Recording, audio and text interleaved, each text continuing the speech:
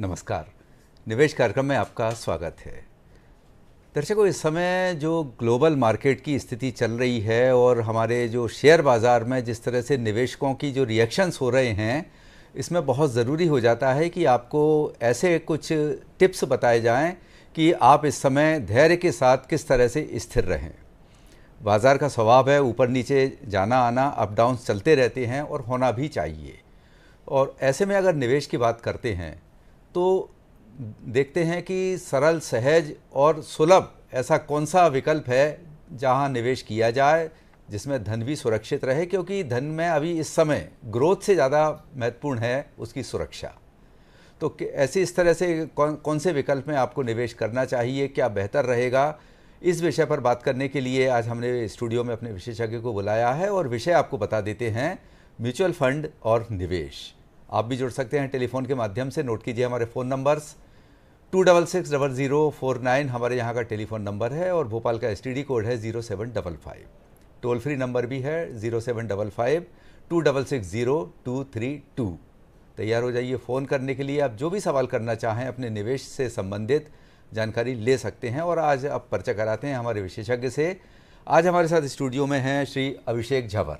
नमस्कार sir. Abhishek ji, studio में आपका बहुत बहुत स्वागत है। बाज़ार विशेषज्ञ हैं अभिषेक जी, आप सवाल कर सकते हैं और हम बातचीत इस तरह से करेंगे कि आपको जानकारी मिले कि म्यूचुअल फंड क्या होते हैं, इनके बारे में पूरा समझें आप, कितने प्रकार के होते हैं और क्यों सुरक्षित माने जाते हैं।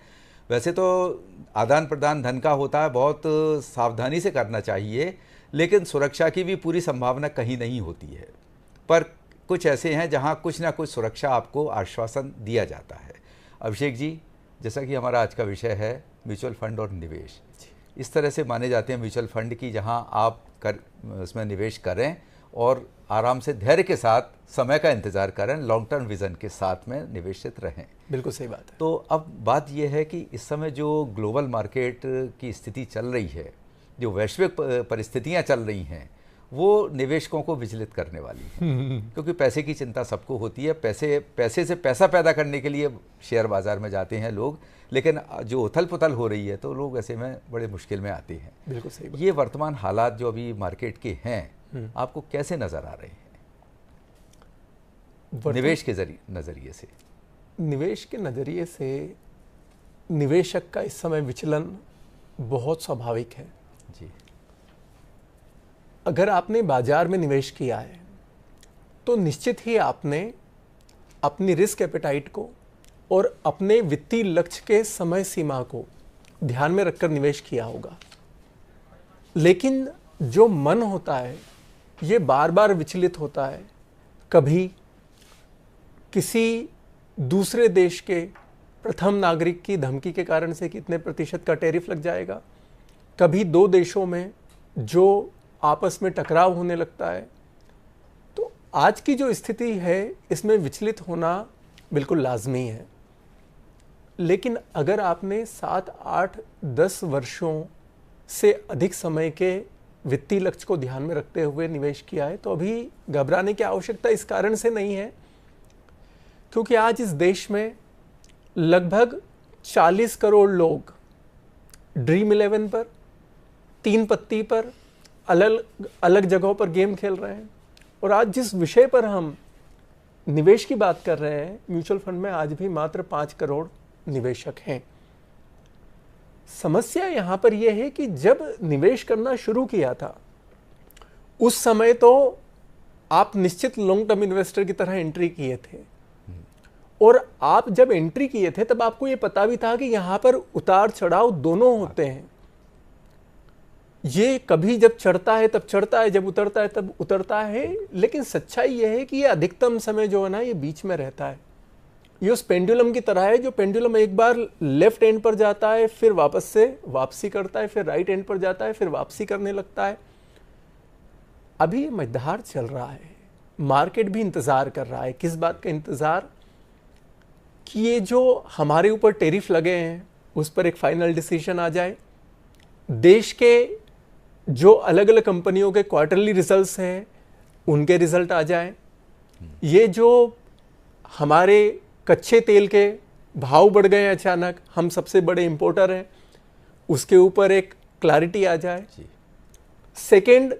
सेकेंडरी सोर्स तेल के लिए हमारे पास में हो, तो मार्केट तो इंतजार कर रहा है, निवेशक को भी इंतजार करना चाहिए। जी अभिषेक जी, एक कॉलर हमसे जुड़ चुके हैं बाराबंकी उत्तर प्रदेश से, नंदस्वरूप मिश्रा। नमस्कार जी मिश्रा जी। नंदस्वरूप जी। हाँ नमस्कार सर, मेरा नाम नमस्कार। नंदस्वरूप मिश्रा है बाराबंकी से। मैं जानना ये चाहता हूँ कि जो बचपने से नहीं ध्यान देते कि बचपना खेल कर खोया, जवानी नींद में सोया, बुढ़ापा देख कर रोया, तो ऐसी दफा में जो म्यूचुअल फंड है, ये बुढ़ापा में कितना बड़ा सहारा बनेगा बेसहारों के लिए। और दूसरी चीज, इसमें कितना पैसा जमा कर सकते हैं जो टैक्स का दायरा से दूर रहे और अपने के लिए फायदेमंद हो, और कितना ब्याज लग करके रिस्क कितना है, पैसा का साथ है।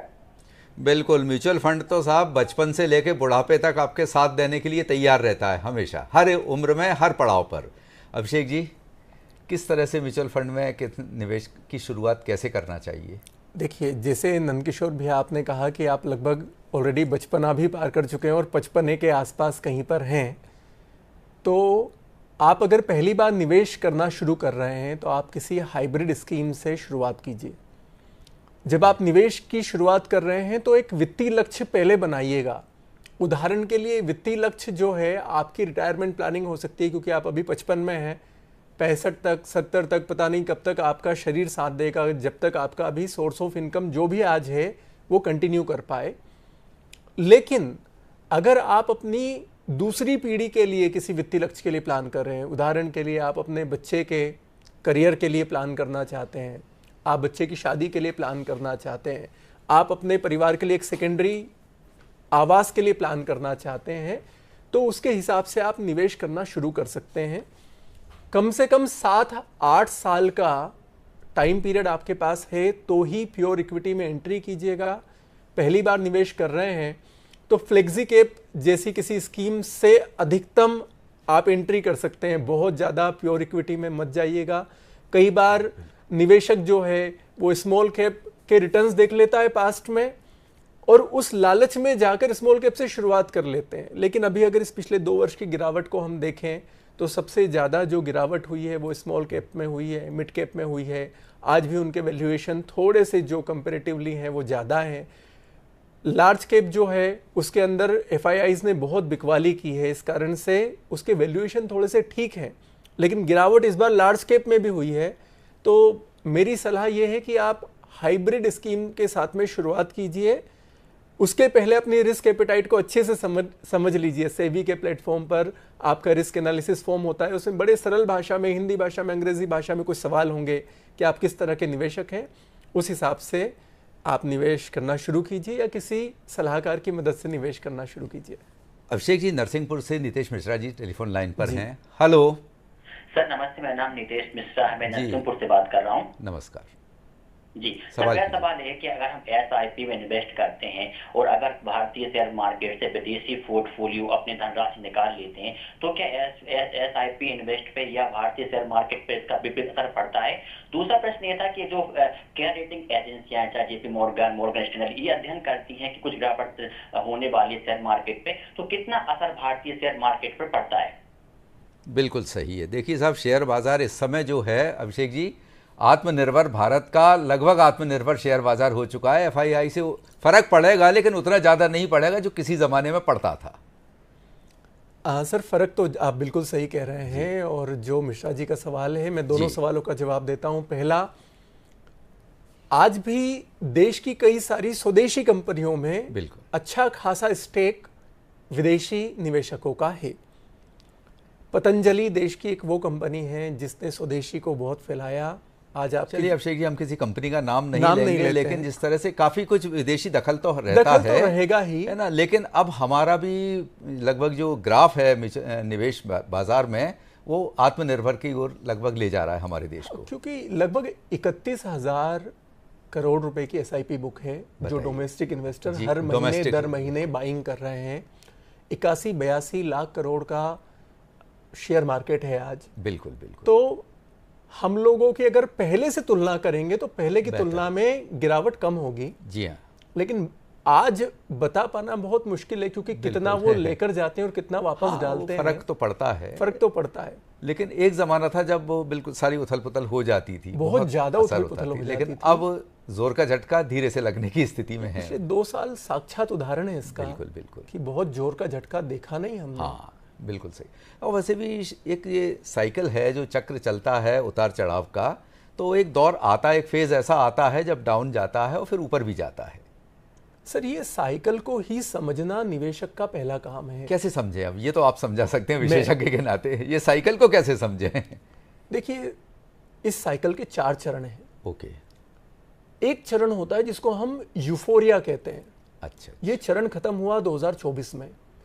उस समय चौराहे पर पान की दुकान पर खड़े हुए निवेशक बात कर रहे हैं, तेरी स्कीम ने तो इतना प्रतिशत रिटर्न दिया, मेरी ने इतना रिटर्न दिया। बिल्कुल, ये तो सिल्वर इतना रिटर्न देगा, गोल्ड उतना रिटर्न देगा। जब चौराहों पर निवेश की बात होने लग जाए, एक दूसरे से कंपटीशन शुरू हो जाए, ये साइकिल का यूफोरिया वाला चरण है। इस समय हर किसी इंसान के अंदर लालच जो है वो प्रबल होता है। अच्छा। और सबसे बड़े निवेशक ने इस दुनिया के एक बात कही है कि be greedy when others are fearful, बिल्कुल and be fearful when others are greedy. तो उस समय हर कोई लालची है, ग्रीडी है। उस समय थोड़ा सा डर के साथ में निवेश करने की जरूरत है। बिल्कुल। अभी वर्तमान में जो सिचुएशन चल रही है, इस समय हर किसी के अंदर डर भरा हुआ है। आज आप देखिए, कई तरह के अलग अलग लोग जो कभी 2047 को देश का अमृतकाल कहते थे, अब वही लोग कह रहे हैं एसआईपी में पैसा डालना बंद कर दीजिए। मैं हाल ही में आज सुबह कुछ आंकड़े देख रहा था कि एसआईपी बंद हो रही है। इस समय देश के अंदर डर है या लालच है? मेरा ही समझ कहती है कि डर ज्यादा है, लालच कम है। इस समय निवेश को थोड़ा थोड़ा बढ़ाना चाहिए। वैल्यूएशन। डर तो क्या कहना चाहिए, डर तो एक ऐसा शब्द हो गया कि फिर चुनौती वाली बात आती है जी। इस समय वो ऐसी असमंजस की स्थिति में है जी, कि देख रहे हैं ना कि जैसे कि हवा का रुख देख रहे हैं वो। सही बात है। तो वो उनको विपरीत नजर आ रहा है, तो इसलिए वो थोड़े से संभलना चाह रहे हैं कि हमारा धन सुरक्षित रहे, और या जो भी रहे स्थिर बना रहे, कम से कम बिल्कुल, फायदा ना हो तो नुकसान भी ना हो। बिल्कुल सही है। सुरक्षित, जिस सुरक्षा की हम बात कर रहे हैं, एक गलती हम सभी निवेशक के रूप में करते हैं, वो ये है कि हम जब इक्विटी चल रही होती है ना, तब सारा का सारा पैसा इक्विटी में डाल देते हैं। बिल्कुल बिल्कुल। Asset allocation is the answer. कुछ पैसा फिक्स इनकम में होगा तो वहां से आपको 6% 7% का रिटर्न मिलेगा, जैसा वो liquid fund, ultra short fund, debt fund है जो आपको रिटर्न देगा। जी हाँ। कुछ पैसा आपका कमोडिटी के अंदर है, गोल्ड के अंदर है, सिल्वर के अंदर है। पिछले कुछ समय में उन्होंने रिटर्न्स भी अच्छे दिए, पिछले कुछ दिनों से रिटर्न्स उनके थोड़े कम हुए हैं। अन्यथा कुछ पैसा आपका इक्विटी में होगा। इक्विटी जिस साइकिल की आप और हम कुछ समय पहले बात कर रहे थे, कभी इक्विटी बहुत अच्छा करती है, हाँ, कभी कमोडिटी बहुत अच्छा करती है, और एक समय आता है जब रेट कट होता है, उस समय हमारे लिक्विड फंड्स हैं, डेट फंड्स हैं, वो भी अपने रिटर्न्स अपनी क्षमता के हिसाब से देते हैं। लेकिन असेट एलोकेशन में समस्या क्या है? निवेशक एंट्री करता है हमेशा ये सोचकर कि मुझे सर्वाधिक रिटर्न मिल जाए, लेकिन ये खेल जो है ये इक्विटी को हराने का नहीं है। ये खेल मैं जीत जाऊं, शेयर मार्केट हार जाए वाला है ही नहीं। ये खेल है अपने परिवार की वित्तीय आज़ादी का। बिल्कुल। सब जगह पर थोड़ा थोड़ा निवेश कीजिए, सही एसेट एलोकेशन और अपनी रिस्क एपेटाइट के हिसाब से निवेश कीजिए, तो फिर किसी भी प्रकार की जो त्रासदी होगी उसमें समस्या नहीं होगी। चलिए, वो साइकिल का पहिया अगले पड़ाव पे कहाँ रुकता है? जब यूफोरिया आया, हाँ, तो उस समय लगातार लोग एंट्री करे जा रहे हैं, निवेश करते चले जा रहे हैं। लेकिन जब वो पहिया वापस से तेजी की तरफ जाता है, हाँ, तो मंदी शुरू हुई सितंबर 2024 में। अभी जिस जगह पर वो पहिया है, आज ये कहना मुश्किल होगा कि ये रुकेगा कहां पर जी। लेकिन कहीं ना कहीं ये रुककर वापस से अपनी दिशा बदलता है। ये पिछले 40-50 सालों का इतिहास कहता है, अपने देश का भी और अलग अलग इमर्जिंग नेशंस का भी। जिस प्रकार की अर्थव्यवस्था भारत की, ऐसी कई सारी अर्थव्यवस्थाओं का अध्ययन करने के बाद में, तो कहां पर ये पहिया रुकेगा और यहां से गति कहां लेने लग जाएगा, ये आज कभी भी नहीं बताया जा सकता। कोई नहीं बता सकता। और जो भी लोग बता रहे हैं, ये हो सकता है कि निवेशकों को आकर्षित करने के लिए कह रहे हैं, लेकिन आप किसी के भी चक्कर में नहीं पड़े। बिल्कुल, ये वही स्थिति होती है कि दो सीन है मान लीजिए स्क्रीन पर। एक आपका शेयर बाजार का आप देख रहे हैं, एक है कहीं किसी हॉस्पिटल में आईसीयू में जो ईसीजी ग्राफ जो चलते रहते हैं अप डाउन, लेकिन डॉक्टर पूरी कोशिश करते हैं संभालने की और वो संभल भी जाते हैं। सही बात है। तो उस तरह से ये अप डाउन चल रहा है। और इसमें सबसे ज़्यादा महत्वपूर्ण क्या है? धैर्य के साथ बने रहना या फिर बाहर निकलना या नए निवेश के लिए प्रयास करना? इसमें सबसे ज़्यादा महत्वपूर्ण ये है उस बात को याद रखना जिस कारण से आपने निवेश करना प्रारंभ किया था। गोल याद रखना, अपना लक्ष्य याद रखना। उदाहरण के लिए आपने एक ऐसा प्लान लिया जिससे आपको रेगुलर इनकम आएगी एक समय के बाद। उस समय आपने अपनी रिस्क के बारे में भी डिस्कस किया होगा। बिल्कुल। अगर खुद से कर रहे हैं तो खुद को ने समझ कर किया होगा, अगर किसी सलाहकार के माध्यम से कर रहे हैं तो उनके साथ में बातचीत करके की होगी। उस लक्ष्य को याद रखना, उस समय को याद रखना। ये मार्केट का निवेश पूरा का पूरा चक्रवृद्धि ब्याज का है, कंपाउंडिंग का है। और इस प्रोसेस के अंदर जो टाइम है वो एक्सपोनेंशियल पर है, वो घात में लगा हुआ है। 2 की घात 4 हो तो 16 होता है, 5 हो जाए तो 32 होता है। लेकिन हम प्रिंसिपल को याद रखते हैं, हमने कितना डाला। हम आज की करंट वैल्यू को याद रखते हैं कि आज क्या मिल सकता है। लेकिन हम हमेशा एक बात को भूल जाते हैं, वो समय है। तो मुख्य बात जो है वो आपके लक्ष्य को याद रखना और क्या आपने उतना समय दे दिया है जितना आपने सोचकर निवेश किया था। जी, बिल्कुल सही है। अच्छा, निवेशकों को इस स्थिति में किस तरह से उचित निर्णय लेना चाहिए? चेंज करें, सेक्टर्स करें, अपने पोर्टफोलियो को रिवाइज करना है, बैलेंसिंग करें या क्या करें, या फिर इंतज़ार करें? देखिए, अगर आप स्वयं से निवेश कर रहे हैं और आपने जिन फंड्स में इन्वेस्ट किया है तो आप उन फंड्स की उन असेट क्लासेस की पास्ट साइकिल्स को देखिए। Although past returns are not guarantee of future performances, लेकिन आपको एक बेसिक उससे अंडरस्टैंडिंग मिल सकती है, एक रेफरेंस पॉइंट मिल जाएगा। बिल्कुल। दूसरा, अगर आप किसी सलाहकार के साथ निवेश कर रहे हैं तो आप उनके साथ में सवाल पूछिए, रेशनली चीज़ों को जानिए। आप लॉजिकली अपनी बात को उनके सामने रखिए और लॉजिकली चीज़ों को समझने का प्रयास करें। भावना में आकर कई बार जब आपके 10 लाख रुपए की वैल्यू 9 लाख रुपया दिखती है तो वहाँ पर एंकरिंग बायस आ जाता है कि मैंने तो 10 लाख डाले थे, अब ये 9 लाख हो गया है। बिल्कुल। तो इमोशनल डिसीजन से बचना होगा। और सोशल मीडिया पर जो नए नए लोग बिना किसी बैकग्राउंड के कोई भी बात कह देते हैं, उन गलत जानकारियों से भी बचना पड़ेगा। तो आजकल ऑनलाइन का काफ़ी रिवाज है, ऑनलाइन ट्रेडिंग भी होती हैं और साइबर का भी बड़ा खतरा रहता है। बिल्कुल है। तो ऑनलाइन ट्रेडिंग या इस तरह की सलाह लेने की अपेक्षा साइबर से भी सुरक्षा के लिए क्या सावधानियां रखना चाहिए? देखिए, आपने मुझसे 2 सवाल पूछे। ऑनलाइन ट्रेडिंग जो है उसमें कोई हार्म नहीं है, कोई तकलीफ नहीं है जी, बशर्ते आप उन्हीं प्लेटफॉर्म्स पर जाकर ट्रेड कर रहे हैं जिनको सेबी की मान्यता प्राप्त है। तो इसको चेक करने के लिए आप एक जस्ट लाइन गूगल पर डालेंगे, आप सेबी के पोर्टल पर जाएंगे तो आप जान सकते हैं। तो इस प्रकार आप ऑनलाइन ट्रेडिंग से बच जाएंगे।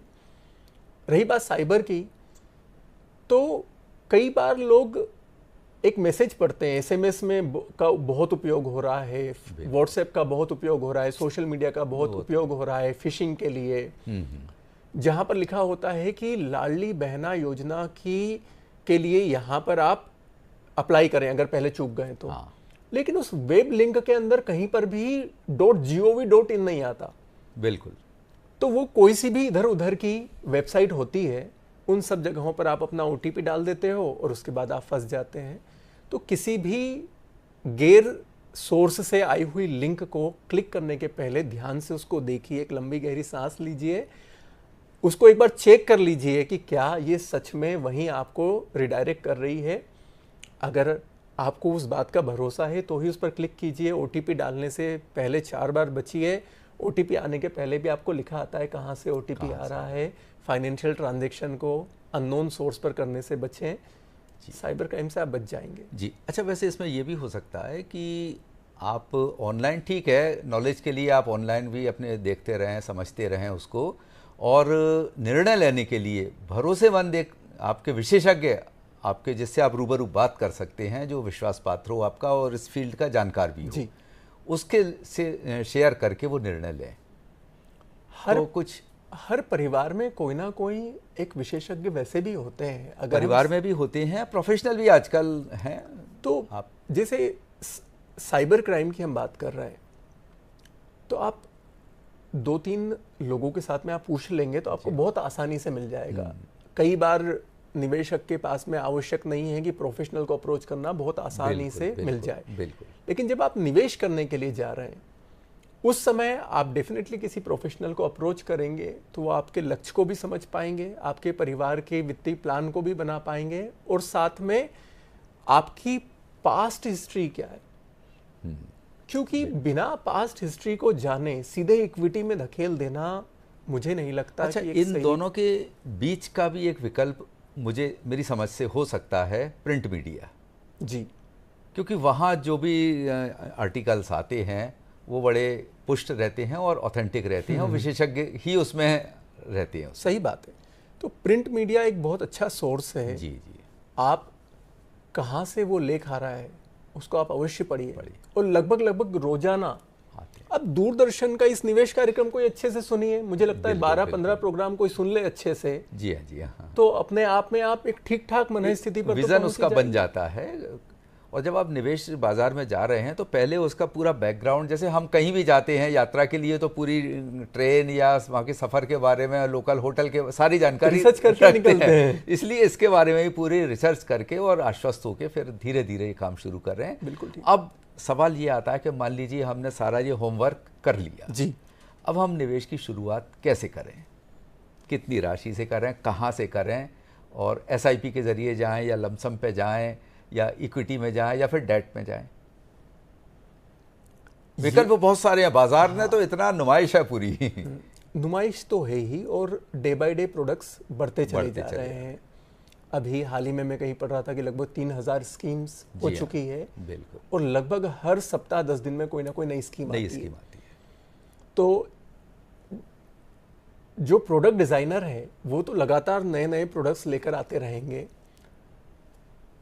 एक उम्र के इंसान को हो सकता है एसआईपी से शुरुआत करने की आवश्यकता पड़ेगी, एक उम्र के इंसान को लमसम करने से जरूरत पड़ेगी, कुछ लोगों को लमसम प्लस एसआईपी के कॉम्बिनेशन से जाना होगा। एज फैक्टर भी बहुत महत्वपूर्ण भूमिका निभाता है। अगर मैं अभी यहाँ से कोई एक पर्टिकुलर सजेशन करूँ तो वो मुश्किल होगा, लेकिन अगर आप एक खुद से निवेश करने वाले इन्वेस्टर हैं तो आप अपनी क्षमता के हिसाब से एक कोई सी लिक्विड फंड पकड़िए, एक कोई सा हाइब्रिड फंड पकड़िए, एक कोई सा इक्विटी का फंड पकड़िए। जब आप इक्विटी के फंड्स पकड़ रहे हैं उस समय सेक्टोरल फंड से थोड़ा सा बचिए, वो हाईली अग्रेसिव होते हैं, वोलेटिलिटी के समय पर उतार चढ़ाव भी उनमें ज़्यादा होता है। लेकिन आप कोई सी एक डाइवर्सिफाइड स्कीम को पकड़िए, ये कोई फ्लेक्सी कैप स्कीम हो सकती है, ये कोई मल्टी कैप स्कीम हो सकती है। आप एक मल्टी एसेट एलोकेशन फंड ले लीजिए जिसके अंदर कुछ एलोकेशन इक्विटी का है, कुछ एलोकेशन गोल्ड का है, कुछ एलोकेशन उसमें कमोडिटी एंड फिक्स इनकम का है। बिल्कुल। तो आप वहाँ से शुरुआत कीजिए। और भी बेहतर, जैसा आपने पहले कहा कि किसी सलाहकार के साथ में आप डिस्कस कर लीजिए। आप उनके साथ में कंटिन्यू नहीं भी करेंगे ना तो आपको एटलीस्ट एक आइडिया लग जाएगा बिल्कुल कि मुझे करना किस तरह से चाहिए। अच्छा, एसेट एलोकेशन काफ़ी इसमें नाम प्रचलित होता है और बहुत महत्वपूर्ण भूमिका है निवेशक के लिए। जी। एसेट एलोकेशन का मतलब क्या है, एक साधारण आप हमारे दर्शकों को समझाना चाहें कि ये होते किस तरह से काम होता है इसमें और क्या इसके असर पड़ते हैं? देखिए, एसेट एलोकेशन का मुख्य जो उद्देश्य है वो हेजिंग पर्पस से किया जाता है। हेजिंग का अर्थ क्या है? पिछले कुछ सालों में, अभी बीते 2-3 सालों का अगर हम छोड़ दें तो अपने यहाँ पर एक पैटर्न हमने पाया, जब जब इक्विटी मार्केट बढ़ रहा होता है तब तब गोल्ड के दाम कम हो रहे होते थे। जब जब गोल्ड के दाम बढ़ रहे होते थे तब तब इक्विटी के दाम कम हो रहे होते थे। और गोल्ड और डॉलर में भी कंपटीशन चलता में भी कंपटीशन चलता था। वो तराजू की तरह एक ऊपर जाएगा एक नीचे आएगा ही आएगा वो तो ऐसे में कुछ एलोकेशन हमने गोल्ड में कर दिया, कुछ एलोकेशन हमने इक्विटी में कर दिया। तो होता ये था कि जब इक्विटी के दाम कम हो रहे होते थे तब गोल्ड के बढ़ रहे होते थे, तो हमारा पोर्टफोलियो जो है वो नेट ठीक ठाक कंडीशन में होता था। हालांकि इस बार गोल्ड ने और इक्विटी ने वो इबारत को कुछ हद तक बदल दिया। कुछ असेट अलोकेटर फंड्स ऑलरेडी हैं मार्केट में जी। ये मल्टी असेट अलोकेशन के नाम से मिल जाते हैं, ये multi asset fund of fund के नाम से मिल जाते हैं। तो आप उन फंड्स को एक बार अपनी स्तर पर समझिए, किसी सलाहकार के साथ में डिस्कस कीजिए, और वो आपकी रिस्क एपेटाइट को एज वेल एज आपके वित्तीय लक्ष्य को फुलफिल करने में सक्षम है, तो आप उस असेट एलोकेशन के साथ में देखिए अभिषेक जी, क्या है कि एक आकर्षण भी होता है जो देखने में अच्छा लगे, आंखों को लुभाए। सी बुके हम खरीदते हैं, गुलदस्ता, तो उसमें जितनी तरह के फूल होंगे, वो फ्लावर जितने प्रकार के होंगे वो उतना ही सुंदर दिखेगा। आपने मेरे मन की डाइवर्सिफिकेशन की मैं बात कर रहा हूँ, आपने मेरे मन की एनालॉजी को शब्द दे दिया। इसको आप गुलदस्ता के लिए, इसको आप एक थाली कह लें, जिसमें दाल भी है, चावल भी है, चपाती भी है, एक रसगुल्ला भी है, उसके अंदर कुछ सलाद भी है और एक रायता भी है। तो एसेट एलोकेशन कुछ वैसा ही काम करता है। आपके पास जब सब कुछ है, अब अचानक आपको 4 साल बाद 3 साल बाद पैसा निकालने की जरूरत लगी, तो उस समय जो लिक्विड या फिक्स इनकम टाइप इन्वेस्टमेंट्स हैं वो आपको नेट कुछ ना कुछ पॉजिटिव रिटर्न दे रहे होंगे। अब आप अगर वहां से पैसे को विड्रॉ कर लेंगे तो आपका शॉर्ट टर्म का गोल भी पूरा हो गया और आपकी लॉन्ग टर्म प्लानिंग भी डिस्टर्ब नहीं हुई। जी। तो एसेट एलोकेशन एक गुलदस्ता है सरल भाषा में, एक थाली है सरल भाषा में, या फिर कह लें कि एक हेज्ड आउट पोर्टफोलियो है जिसमें सब कुछ है। और व्यवहारिक रूप से ये सही भी है कि एक जगह सारा पैसा नहीं होना चाहिए, अलग अलग जगह रखेंगे तो एक जगह से अगर कहीं कुछ खतरा हुआ तो दूसरी जगह से सुरक्षा वो उसको सपोर्ट करेगी। बिल्कुल, बशर्ते आप एक ही कैटेगरी के 5 फंड ना ले लें। अभी एक मैंने बड़ी विडंबना देखी, कई सारे निवेशकों ने एसेट एलोकेशन के नाम पर एक कंपनी का एक फंड ले लिया, सिमिलर कैटेगरी का दूसरी कंपनी का फंड ले लिया, सिमिलर कैटेगरी का तीसरी कंपनी का फंड ले लिया। कंपनी चेंज की, उन्होंने एसेट क्लास को नहीं बदला, उन्होंने कैटेगरी को नहीं बदला। जी। तो जब आप कहते हैं कि अलग अलग जगह से आप अलग अलग कैटेगरी में निवेश कीजिए, उससे आपके short term, long term, mid term सारे लक्ष्य पूरे हो सकते हैं। बिल्कुल सही है।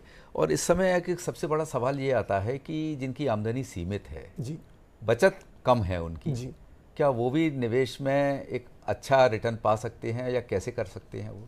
देखिए, जिनकी आमदनी सीमित है, ये प्रोग्राम सच में तो उन निवेशकों के लिए ज़्यादा कारगर होगा। 10 रुपये रोज की बचत हर कोई इंसान कर सकता है, और वो छोटी छोटी एसआईपी से वो विकल्प म्यूचुअल फंड में है आज। बिल्कुल। पहले 1000 रुपया हुआ करता था, फिर 500 पर लेकर आए, फिर उसको 250 रुपए की एसआईपी लेकर आए, फिर 100 रुपए की लेकर आए, अभी 10 रुपए रोज की भी एसआईपी आ गई है। तो उस तरह से जा सकते हैं। अच्छा, चलते चलते बड़े संक्षेप में सरल सहज क्या सूत्र बताना चाहेंगे करंट सिनेरियो में निवेश की सुरक्षा और अभिवृद्धि के लिए? बड़े संक्षेप में बता दी, एक वाक्य में अगर आप बताना चाहें। लालची नहीं बने जी, लक्ष्यों को फॉलो करें, निवेश को पर्याप्त समय दें, अपने सलाहकार पर और स्वयं की समझ पर विश्वास करें, बाहरी लोगों के भटकाव से और गलत जानकारी से बचें। चलिए अभिषेक जी, आपका बहुत बहुत धन्यवाद, आप कार्यक्रम में आए, इतनी अच्छी जानकारी दी। दर्शकों, आपका भी धन्यवाद। अगली बार हम नए विषय के साथ फिर हाजिर होंगे, तब तक के लिए नमस्कार। नमस्कार।